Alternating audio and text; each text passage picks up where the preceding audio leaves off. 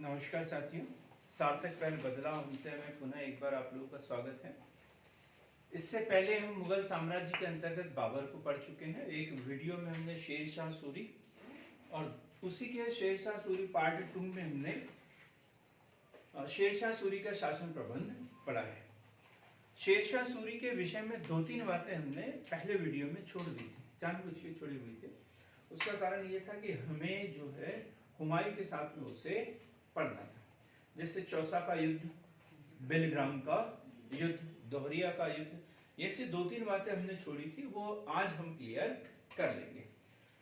तो ऊपर लिखा हुआ है हमने हुमायूं। तो हुमायूं के बारे में किसी को थोड़ी बहुत भी जानकारी हो तो बताएंगे ना। हुमायूं क्या मतलब होता है? हुमायूं का भाग्यवान। किसका बेटा था ये? बाबर का बेटा। जब बाबर की मृत्यु हुई तब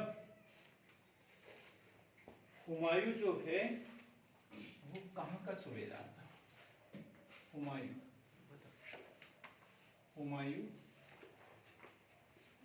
बदख्शां का सूबेदार, बदख्शां का सूबेदार था। अपन ने देखा कि 1526 ईस्वी में 21 अप्रैल 1526 ईस्वी में पानीपत का प्रथम युद्ध हुआ और दिल्ली की सत्ता पर जो है बाबर का अधिकार हो गया। लेकिन 1530 ईस्वी में ही जो है बाबर की मृत्यु हो गई।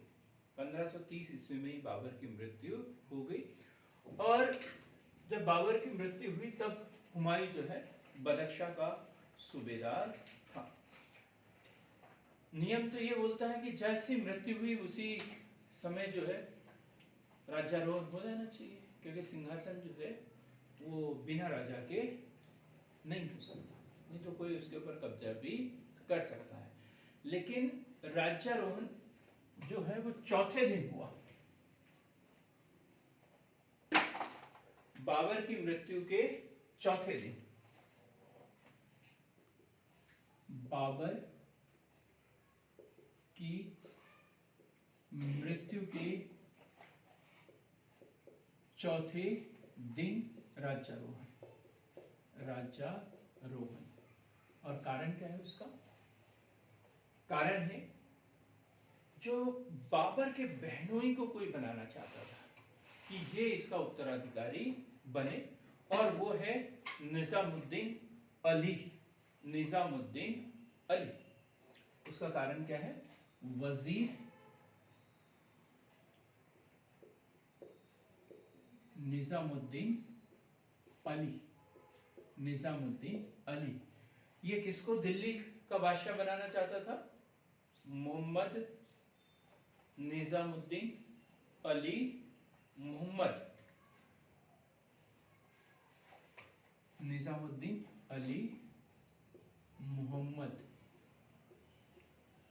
वह एक नाम और कभी पढ़ा होगा आपने, योगेश कुमार, क्या नाम है?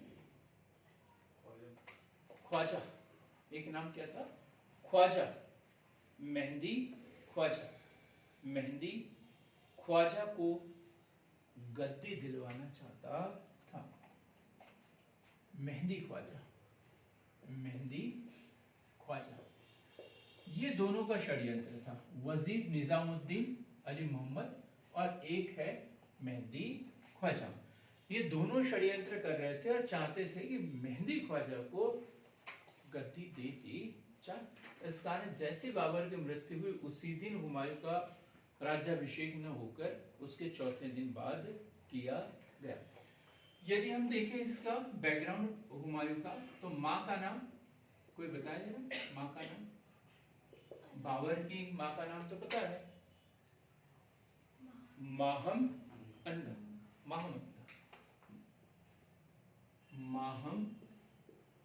अनगा। और बाबर की माँ का नाम क्या है शांतनु जी?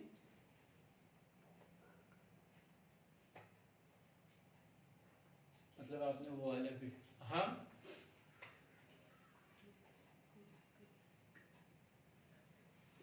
उनकी माँ का नाम जो है कुतुलुक निगार खान। और इसके चार भाई, चार भाई, एक है कामरान, अकमल और हिंदाल। चौथा भाई, चौथा भाई हुमायूं, चौथा भाई हुमायूं। तो ये चार भाई मिलके थे, हुमायूं को मिलाकर ये कितने भाई थे? चार भाई थे। और बाबर की इच्छा थी कि इनके साम्राज्य का जो है बराबर बराबर विभाजन कर दिया जाए। वैसे साम्राज्य का विभाजन आज तक कभी नहीं हुआ, लेकिन ये बहुत अच्छा शासक, अपन पढ़ेंगे। इनकी कमजोरी थी दयालुता, और वो भी कैसी कैसी? विवेक रहित दयालुता इसकी कमजोरी थी। तो इसने क्या किया? कामरान को दे दिया काबुल कंधार। ये क्वेश्चन भी पूछा जाता है, काबुल कंधार। कामरान को क्या दे दिया? काबुल कंधार। अस्करी को दे दिया संभल, अस्करी को क्या दे दिया? संभल, अस्करी को संभल। और हिंदाल को दे दिया अलवर, हिंदाल को दे दिया अलवर।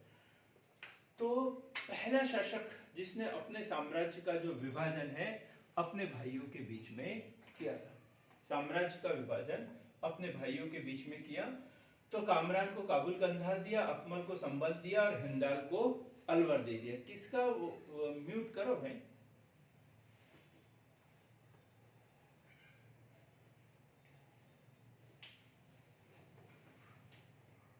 अरे घर की कहानी मत सुनाओ हमें, किसी का वीडियो जो म्यूट नहीं किया है, ठीक है।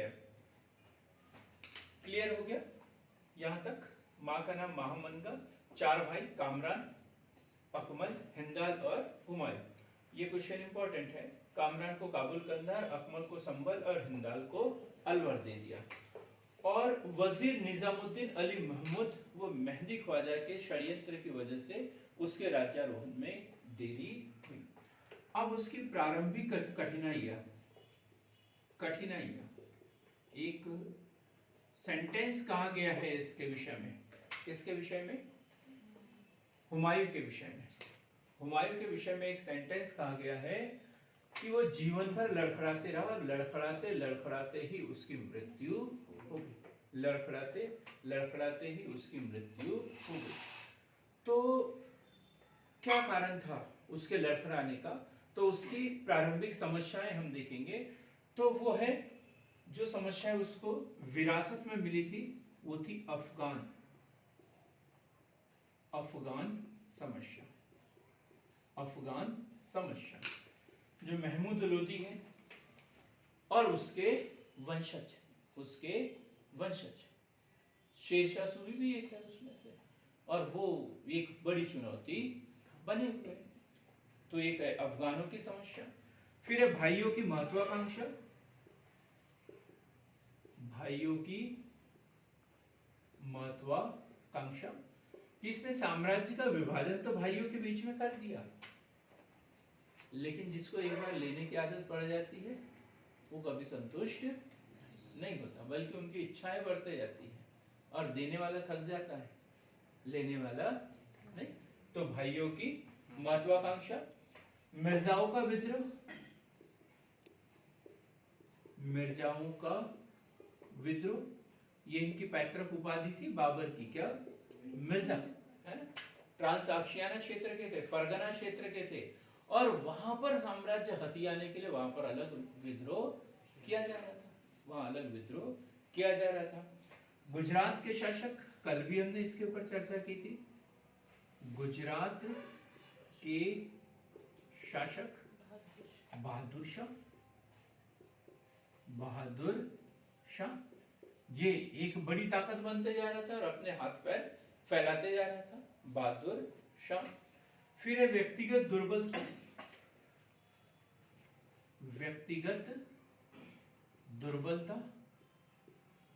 व्यक्तिगत दुर्बलता क्या थी इनकी? अति विश्वासी होना, नक्षत्र में बहुत अधिक विश्वास करता था, या अफीम का शौकीन होना, अफीम का शौकीन होना। कोई भी जो व्यक्ति नशा करता हो वो कभी भी सफल नहीं हो सकता। तो अफीम का बहुत बड़ा शौकीन था ये उसकी कुछ दुर्बलताएं थी। और फिर है असफल, असफल व अधूरे अभियान, असफल व अधूरे अभियान। तो ये सिर्फ अपन ने पॉइंट लिखे हैं इसमें, क्या इसकी कठिनाइयां या हुमायूं की समस्याएं कौन कौन सी थी। अब एक एक पॉइंट के लिए हम डाटा भी तैयार करेंगे कि कहां से इसको खींच के लाना है। अफगान समस्या के बारे में देखेंगे तो हम शेरशाह सूरी के बारे में पढ़ेंगे। उसके असफल व अधूरे अभियान देखेंगे तो उसके अभियान देखेंगे, कालिंजर अभियान क्या क्या है। तो शुरू से हम देखते हैं ये शासक कब बना था सर, शासक कब बना था ये हुमायूं? 1530 में। इतना मत सोचा करो, बीपी बढ़ता है मेरा, क्योंकि हम दिन में 4 बार बता रहे हैं, उसके बावजूद इतना टाइम लगेगा तो कैसे काम चलेगा। कि 1526 में बाबर शासक बना, 1530 ईस्वी में उसकी मृत्यु हो गई। चौथे उसकी मृत्यु के चौथे दिन ही है जो हुमायूं जो है वहां का शासक बन गया था। तो हम बात कर रहे हैं 1531 का। अब उसके अभियान देखते हैं, और वो भी अभियान कैसे, अधूरे अभियान। अधूरे अभियान में है 1531 का कालिंजर अभियान, कालिंजर अभियान, कालिंजर अभियान 1531, कालिंजर अभियान 1531। और यहां पर शासक है प्रताप रुद्र देव। कौन है शासक यहाँ का? प्रताप रुद्र देव के विरुद्ध, प्रताप रुद्र देव के विरुद्ध। और कहां पर है कालिंजर? कल भी पढ़ा था, बुंदेलखंड। कहां पर है ये? बुंदेलखंड में, बुंदेलखंड, बुंदेलखंड। घेरा डाला, लगभग 6 महीने जो है सेना कालिंजर के किले के आसपास ही खड़ी रही। एक समझौता हुआ और इन्होंने सेना वापस बुलाई। एक देखो 6 महीने तक किसी लक्ष्य के पीछे हम पड़े रहे और उसको अधूरा छोड़ दें, काम चलेगा क्या? यदि आप लोग खूब तैयारी करते हो 2 साल, फिर अचानक ब्रेक दे देते हो अब हमें पढ़ाई नहीं करना, तो जीवन पर एक ही बात रहेगी, दूसरे लोग भी वही सोचेंगे ना, ये पढ़ लेता तो पास हो जाता, सिलेक्ट हो जाता। खुद को भी यही लगेगा कि मैं शायद टिक जाता तो कुछ कर जाता। लेकिन अब वो क्या, सिर्फ कहने की बात रहेगी, क्योंकि हमने अभियान जो है वो अधूरा छोड़ दिया। तो सबसे पहला उसका कालिंजर अभियान 1531 बुंदेलखंड के विरुद्ध, और उस समय वहां का शासक प्रताप रुद्र द्वितीय। ये क्वेश्चन भी आता है फिर दोहरिया का युद्ध, दूसरा है दोहरिया का युद्ध, ये एग्जाम में पूछा जाता है, दोहरिया का युद्ध। और यह 1532, दोहरिया का युद्ध 1532। बिहार का कौन था उस समय शासक? बंगाल का तो अपन ने पढ़ लिया, बंगाल का कौन था? नुसरत शाह। और बिहार का महमूद लोदी, महमूद लोदी। तो बिहार के अफगान, बिहार के अफगान शासक महमूद लोदी के विरुद्ध हुआ। बिहार के अफगान शासक महमूद लोदी के विरुद्ध हुआ और पहला अफगानों के विरुद्ध युद्ध, पहला अफगानों के विरुद्ध युद्ध। मिल गया डाटा आपको इस पॉइंट के लिए, अफगान समस्या, अफगान समस्या। तो इसमें ये बात डालेंगे हम, दोहरिया का युद्ध किसके बीच में? हुमायूं और बिहार के अफगान शासक महमूद लोदी के बीच में। क्लियर हुआ एकदम? दोहरिया का युद्ध एग्जाम में पूछा जाता है, किसी को पता नहीं रहता। इसके बाद है 1532 का चुनार का अभियान, चुनार का अभियान, चुनार अभियान। और ये भी है 1532 में, चुनार का अभियान 1532। कौन था इस किले का रक्षक? शेर खान। क्योंकि हमने देखा चुनार के शासक की विधवा लाल मलिका से शेरशाह सूरी ने विवाह किया था। तो अब ये चुनारगढ़ का जो किला है इसका संरक्षक कौन है? शेरशाह सूरी। तो देखेंगे उस समय किले का संरक्षक, किले का संरक्षक शेर, आगे क्या वर्दी? खान। शेरशाह सूरी नहीं, शेर खान। क्यों? क्योंकि अभी शेरशाह सूरी वो नहीं बना है, अभी कौन है वो? शेर खान। अभी शेर खान है। और शेर खान को ये लाल मलिका से विवाह करने के एवज में दहेज में मिला था। चुना शेर खान को लाल मलिका से विवाह करने के एवज में दहेज में ये मिला था। लेकिन क्या हुआ इसमें? विजय किसकी हुई? हुमायूं। हुमायूं व शेर खान के बीच समझौता हुआ और अपने पुत्र, क्या नाम उसका? कुतुब खान को मुगल सेवा में भेज दिया एक जमानत के रूप में, कि अब मैं तुम्हारे लिए काम करूंगा और जरा सी गड़बड़ हुई तो कौन है? मेरा पुत्र तुम्हारे हवाले है, जब चाहे तब इसके साथ में कुछ भी घटना घट सकती है। क्लियर हुआ ये? तो ये चुनार का अभियान 1532 अधूरा अभियान हुआ ना ये, जबकि बाबर ने उसको कान में एक मंत्र बोला था कि तुम शेर खान से बच के रहना, कि वो दल बदलू है। चंदेरी के युद्ध में मेरे इधर से लड़ा, मतलब बाबर के इधर से लड़ा, और वही घाघरा के युद्ध में वो महमूद लोधी की ओर से लड़ा। वही ये आदमी से, ये जरा शातिर आदमी है, इससे बच के रहना। और किस्मत ने हुमायूं को, क्या भाग्यवान नाम था ना उसका, तो भाग्य ने उसका साथ दिया और चुनार के अभियान में शेरशाह पराजित भी हुआ। लेकिन एक जरा से लालच में हुमायूं आया, क्योंकि उसका एक गुण था ना, कौन सी? विवेक रहित दयालुता। और उन्होंने उसे बोल दिया चल जा, और उसने अपने बेटे कुतुब खान को वहां छोड़ दिया और वो वहां से चल गया। क्लियर है? 1532 चुनार का पहला अभियान। इसी वर्ष इसने क्या किया था वहां पे? दीनपनाह नगर का निर्माण। दीनपनाह नगर नहीं बोलेंगे इसे, दीनपनाह भवन, जहां पर एक उसने पुस्तकालय भी बनाए थे। ये इसी वर्ष की घटना है, 1532-33। यहां तक क्लियर हो गया एकदम? पहला अभियान कौन सा? कालिंजर अभियान 1531, दोहरिया का युद्ध 1532, चुनार का अभियान 1532 और दीनपनाह में भवन का निर्माण 1533। अब हमारे सामने एक पॉइंट है, कौन सा?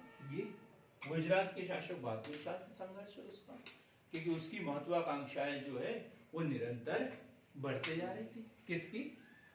बहादुर शाह की, हुमायूं की नहीं, बहादुर शाह की महत्वाकांक्षाएं निरंतर बढ़ते जा रहे थे और दिल्ली की ओर वो बढ़ते जा रहा था। तो यह 1535 बहादुर शाह से संघर्ष, बहादुर शाह से संघर्ष, और ये 1535 और ये 36। तो हुमायूं और बाबर के समय बहादुर शाह और अकबर के समय बहादुर शाह द्वितीय रहेगा। उसके अगली वाली जो है वो स्टेप हम पढ़ेंगे। तो बहादुर शाह, मालवा, और ये महत्वाकांक्षी शासक, महत्वाकांक्षी शासक, और इसने क्या किया? मालवा पर अधिकार कर लिया था। मालवा पर अधिकार किया था उसने 1531 में, मालवा पर अधिकार किया 1531। हम एक साथ दो क्वेश्चन पढ़ रहे हैं। बहादुर शाह द्वितीय का पूछे तो भी हमें पता होना चाहिए। रायसीन 1532, रायसीन 1532 और चित्तौड़ 1533, चित्तौड़ 1533। तो इस तरीके से बहादुर शाह के, गुजरात का जो शासक बहादुर शाह है, उसके विजय अभियान निरंतर जारी है और सीधी सीधी चुनौती दे रहा है वो किसको? हुमायूं को। क्योंकि अब चित्तौड़गढ़ के बाद में क्या आएगा? दिल्ली। आसपास को कब्जा हो गया, अब दिल्ली है और हुमायूं को उससे सतर्क रहना है। इससे पहले कि सामने वाला आक्रमण करे,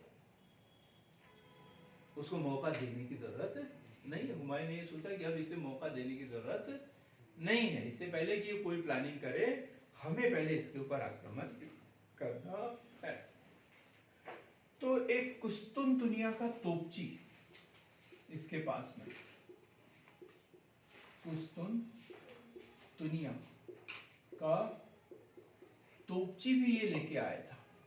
बाबर के पास में थे ना दो लोग, मुस्तफा और उस्ताद, क्या दो तोपची, दो निशानेबाज थे, है ना, मुस्तफा और उस्ताद। ये दो तोपची थे, दो निशानेबाज थे। तो ऐसे इसने, बहादुर शाह ने कहां से मंगाया? कुस्तुनतुनिया से एक तोपची मंगाया था, रूमी खान। क्या नाम? रूमी खान। और इनके बीच में संघर्ष हुआ, कहां पर? मांडू और चंपानेर। और हुमायूं ने मांडू व चंपानेर प्राप्त। हुमायूं के सामने उसकी दाल नहीं चली। तो हुमायूं ने बहादुर शाह से संघर्ष कर मांडू व चंपानेर प्राप्त किया। लेकिन अब जब उसकी पराजय हुई तो ये भी अधूरा ही अभियान बोलेंगे, क्योंकि इससे तो उसने मालवा को भी प्राप्त कर लेना था, पूरा मालवा, संपूर्ण मालवा पे अधिकार कर लेना था, रायसीन ले लेना था, चित्तौड़गढ़ लेना था। लेकिन ये सब किया क्या उसने? नहीं, भाई इसकी वसूली कर लो, राजस्व लेते जाओ और मुझे अपना राज्य करने दो। तो इस तरीके से ये अभियान भी कैसा रहा उसका? अधूरा रहा। तो क्या पढ़ा अपन ने? बहादुर शाह से संघर्ष, जो कि गुजरात का शासक था, महत्वाकांक्षी शासक था। उसने मालवा, रायसीन, चित्तौड़ पर अधिकार कर लिया था। अपने सेना कौशल को बढ़ाने के लिए उसने कुस्तुनतुनिया से रूमी खान नामक एक तोपची को भी मंगाया था। लेकिन हुमायूं से उसकी पराजय हुई और हुमायूं को उससे मांडू व चंपानेर प्राप्त हुआ। अब हम पढ़ेंगे 1538 चुनारगढ़ का द्वितीय घेरा, और यह है 1538। ये जो चुनारगढ़ का अभियान जो 1532 में था, ये प्रथम था। ये क्या था? प्रथम। इसमें शेरशाह की पराजय हुई और अपने पुत्र कुतुब खां को उसने मुगल सेना में भेज दिया था। लेकिन 1532 से 1538, 6 साल के बीच में शेर खान ने अपने आप को बहुत अधिक मजबूत कर लिया। लेकिन अब क्या होगा? रूमी खान की मदद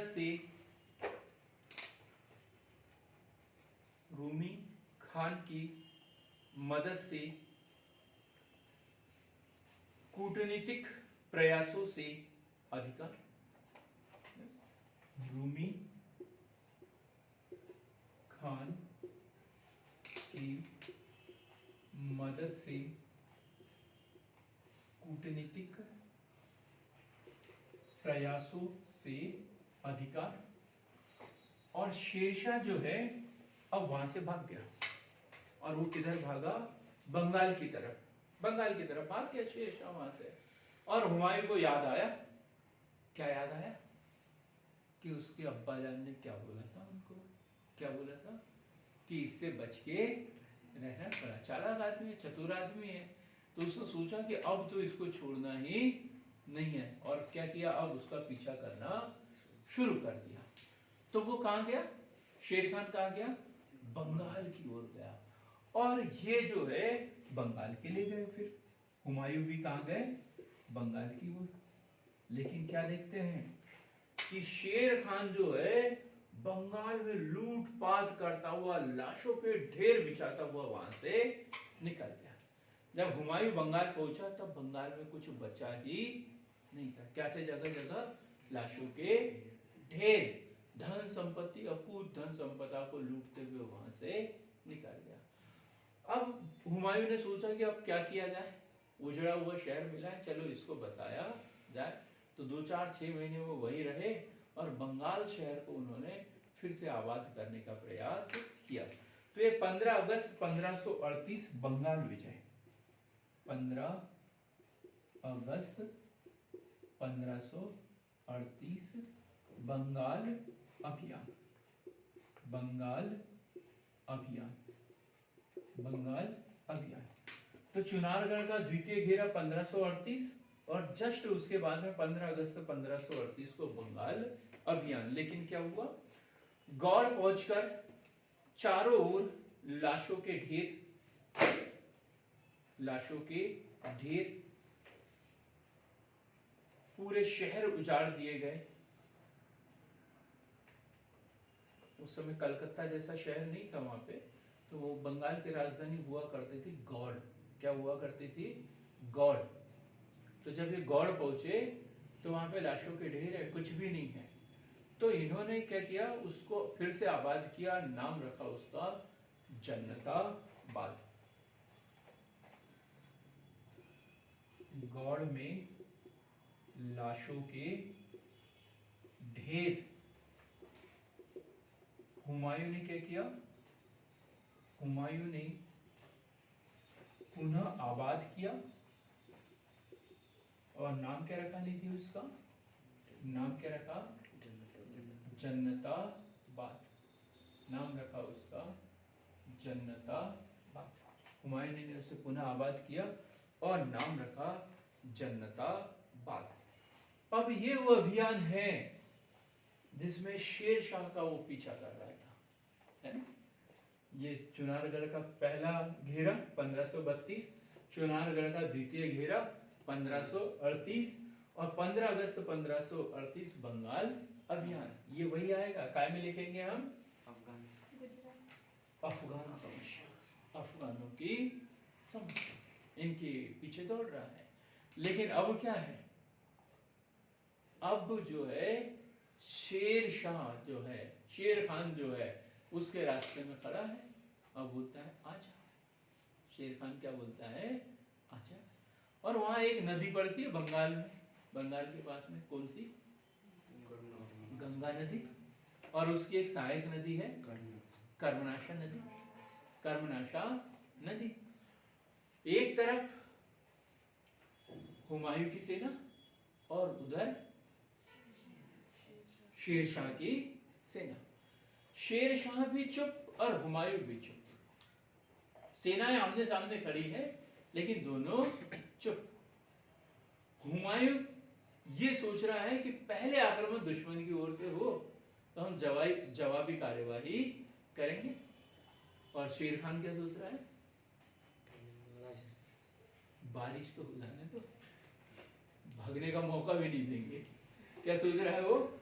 बारिश शुरू हो जाती है, बारिश शुरू हो जाने दो, फिर हम युद्ध करेंगे और जितना युद्ध टल सकता है टलने दिया जाए। बारिश का वो इंतजार कर रहे थे। और एक तरफ कर्मनाशा नदी में बाढ़ और दूसरी तरफ गंगा नदी में बाढ़। अब हुमायूं कहाँ जाएंगे? तो घोड़े सहित जो है वो काय में कूद गए? गंगा नदी में कूद गए। एक भिश्ती की सहायता से उनकी जान बची। एक भिश्ती ने उसे जो है वो नदी के पार लगाया, नहीं तो वही उनका इंतकाल हो जाता। लेकिन एक भिश्ती ने जो है उनकी जान बचाई।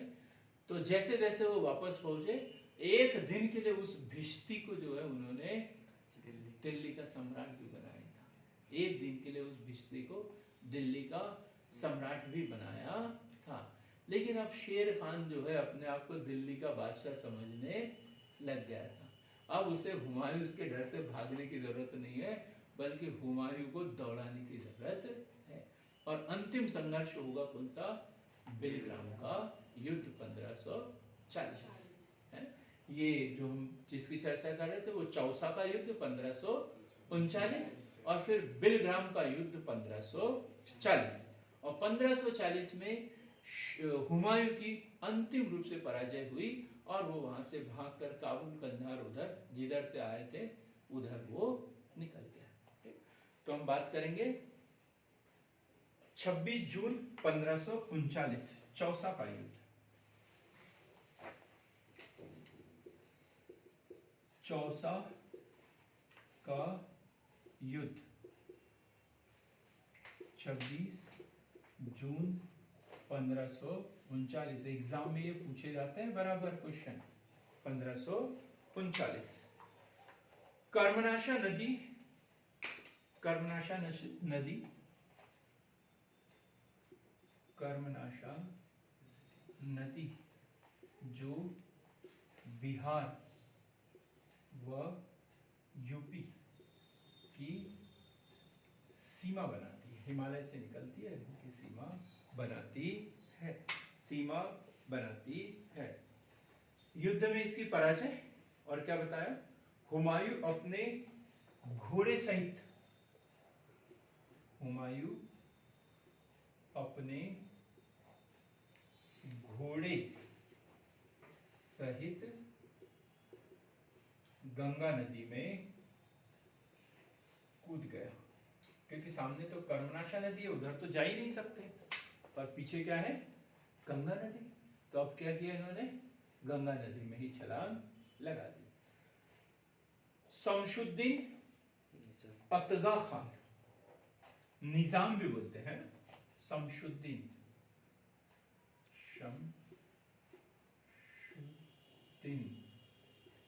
अतगा खान या निजाम की सहायता से जान बची, और फिर उसके एवज में उसे एक दिन के लिए दिल्ली का सम्राट भी बनाया गया, उसे दिल्ली का सम्राट भी बनाया गया। क्लियर हो गया। चौसा का युद्ध 26 जून 1539। तो दो नदियां इसमें, कर्मनाशा नदी और गंगा नदी, कर्मनाशा नदी और गंगा नदी। अब शेर खान बड़ा खुश, अभी तक शेर खान था। इस विजय के पश्चात शेर खान ने सुल्तान ए आदिल की उपाधि ग्रहण की। शेर खान ने सुल्तान ए आदिल की उपाधि ग्रहण की। जिसने भी शेरशाह वाला वीडियो नहीं देखा है वो शेरशाह वाला पहले वीडियो देखे, और ये दो युद्ध जो है, चौसा का युद्ध और बेलग्राम का युद्ध, उसमें बीच में रखे और फिर याद करें तो हमें पूरा पूरा याद होगा। तो शेरशाह ने कौन सी उपाधि धारण की, सुल्तान आदिल की उपाधि धारण की। सिक्के जारी किए और खुतबा पढ़ा, सिक्के जारी किए और खुतबा पढ़ा। मैंने बताया कि अब उसको पता चल गया कि हुमायूं अब मेरी मुट्ठी में है, अब उसका कुछ नहीं हो सकता, अभी से मैं दिल्ली का सम्राट बन चुका हूं। इसके बाद पढ़ेंगे 17 मई 1540 कन्नौज या बेलग्राम का युद्ध। कन्नौज या बेलग्राम का युद्ध, और इसमें बड़े कंफ्यूज हो जाते हैं।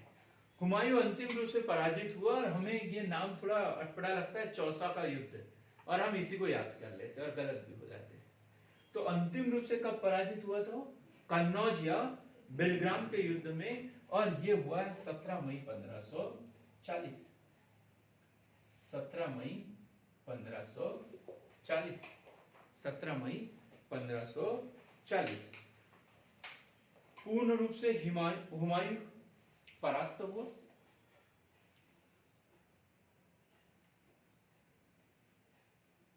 कारण क्या था इसमें, मोहम्मद जमा मिर्जा। क्लियर, याद हुआ ये पॉइंट कहां आएगा, मिर्जाओं का विद्रोह, मिर्जाओं का विद्रोह, कि उसकी सेना में रह के भी वो मिर्जा उसके साथ में नहीं था। तो क्या नाम, मोहम्मद जमा मिर्जा। हुमायूं की सेना से निकलकर शेर शाह से मिल गया था। जब घर का वेदी लंका ढाए तो फिर जीत असंभव है, एकदम जीत असंभव है, 100%। ठीक, हार निश्चित है। आदमी बाहर वालों से लड़ सकता है, घर वालों से तो हुआ भी यही, और वो उधर काबुल कंधार की ओर निकल गया। अब शेर खान द्वारा शेर शाह की उपाधि धारण की गई। ये क्वेश्चन पूछा जाता है, शेर खान ने शेर शाह की उपाधि किस युद्ध के पश्चात? बेलग्राम या कन्नौज के युद्ध के पश्चात। और सुल्तान आदिल की उपाधि चौसा के युद्ध के पश्चात। और हजरत आला की उपाधि, हजरत ए आला की उपाधि शेर शाह ने किस युद्ध के पश्चात ली थी?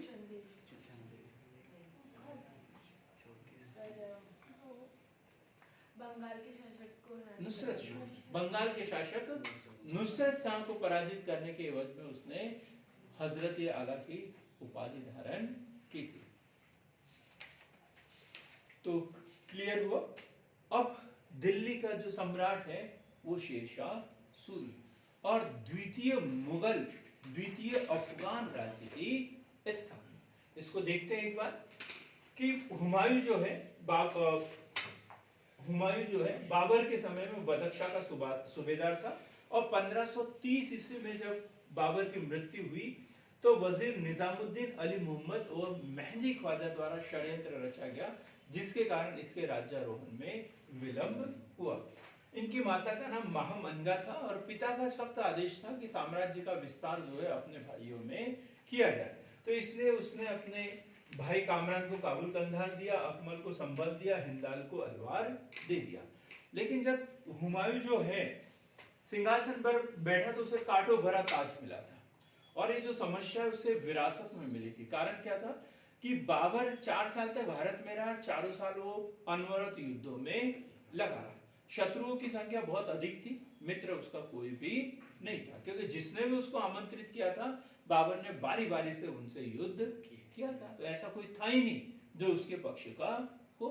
तो इस तरीके से उसे कांटों भरा ताज विरासत में मिला था, और ढेर सारी समस्याएं थी। एक तो अफगान समस्या, दूसरा भाइयों की महत्वाकांक्षा, मिर्जाओं का विद्रोह, गुजरात के शासक बहादुर शाह की महत्वाकांक्षा, उसकी कुछ व्यक्तिगत दुर्बलताएं थी, असफल व अधूरे अभियान, ढेर सारी कमियां थी जिसके कारण उसे असफल होना पड़ा।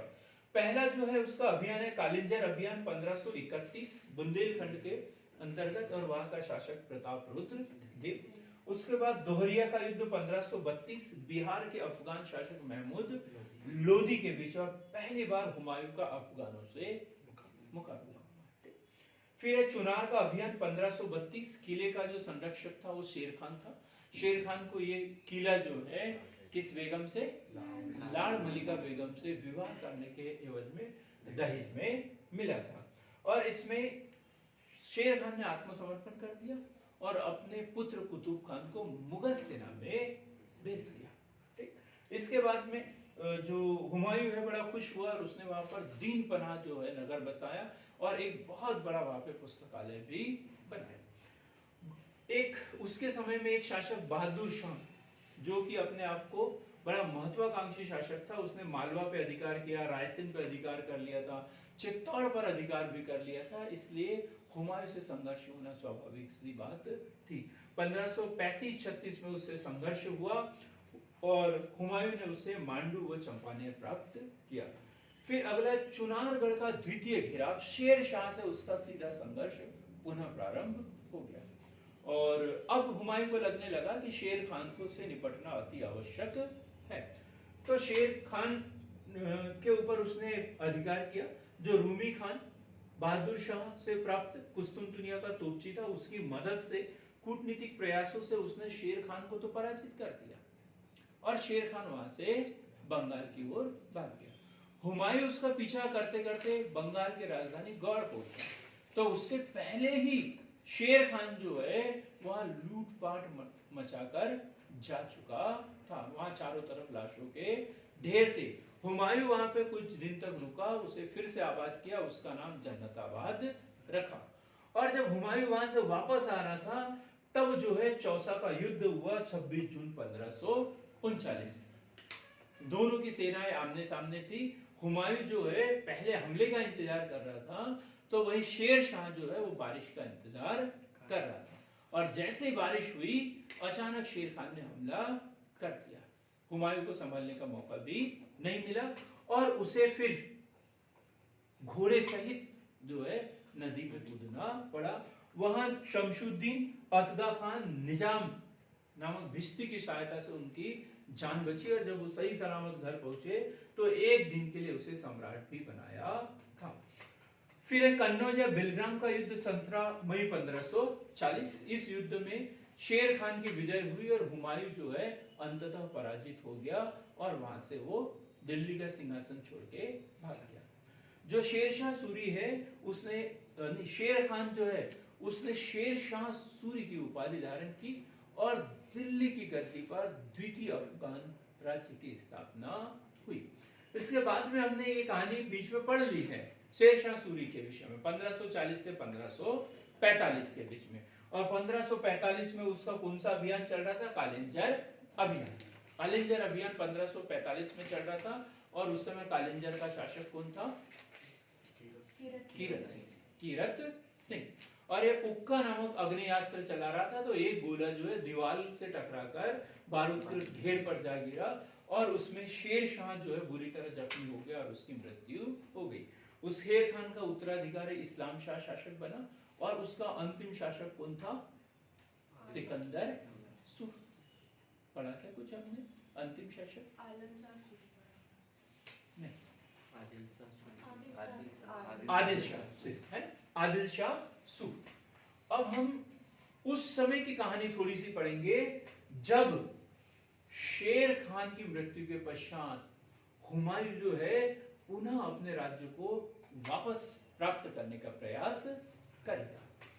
यह भी बोला जाता है कि जब हुमायूं दर दर भटक रहा था तब उसने हिंदाल के आध्यात्मिक गुरु, हिंदाल के आध्यात्मिक गुरु, लिखते भी चलना है, सिर्फ सुनने से काम नहीं चलेगा। हिंदाल के आध्यात्मिक गुरु मीर अली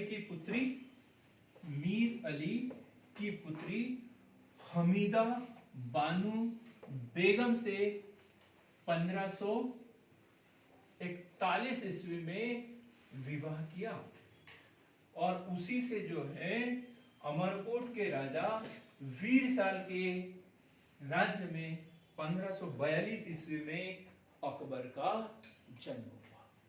1542 ईस्वी में अकबर का जन्म हुआ। क्या दो बातें बताई मैंने? निर्वासन काल में हुमायूं ने हिंदाल के आध्यात्मिक गुरु मीर अली की पुत्री हमीदा बानो बेगम से 1541 में विवाह किया और उसी से 1542 ईस्वी में अमरकोट के राजा वीरसाल के यहाँ पर अकबर का जन्म हुआ। अकबर का जन्म हुआ निर्वासन काल में। दर दर की ठोकरें खाई है इसने। ये तक बोला जाता है कि अकबर जब छोटा था और उसका कामरान से विवाद चल रहा था तो कामरान ने जो है अकबर का कान पकड़ के जो है तोप के मुंह से बांध दिया था। कान पकड़ के तोप के मुंह के सामने खड़ा कर दिया था।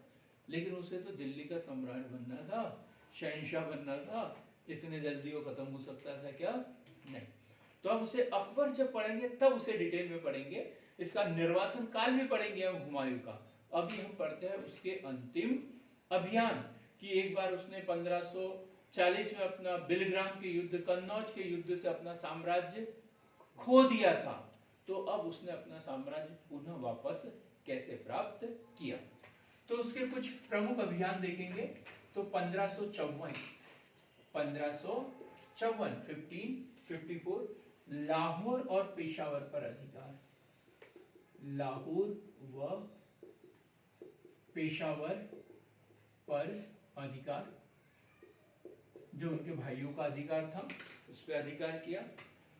1555, ये इंपॉर्टेंट है, ये एग्जाम में पूछा जाता है, क्या है? मच्छीवाड़ा का युद्ध। मच्छीवाड़ा का युद्ध, उसी क्षेत्र की बात कर रहे हैं, मच्छीवाड़ा का युद्ध। और ये हुआ है कौन? हुमायूं और तातार खान। कौन था? तातार खान। और एक कौन था? तातार खान व नसीब खान। तातार खान व नसीब खान के बीच। नसीब खान, मतलब ऐसा नहीं कि इन दोनों के बीच में हुआ, यहाँ बीच में कौन है? हुमायूं।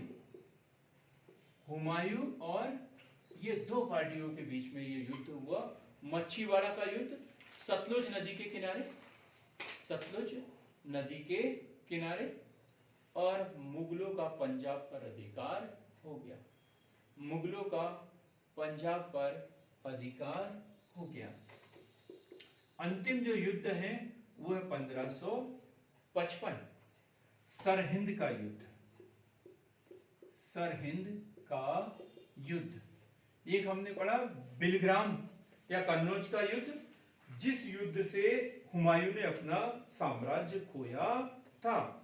दिल्ली का जो, दिल्ली के आसपास के क्षेत्र का सिंहासन उसने खोया था, और इस सरहिंद के युद्ध से उसने अपना खोया हुआ साम्राज्य पुनः प्राप्त किया था। आगरा वाला क्षेत्र उसने पुनः प्राप्त किया था।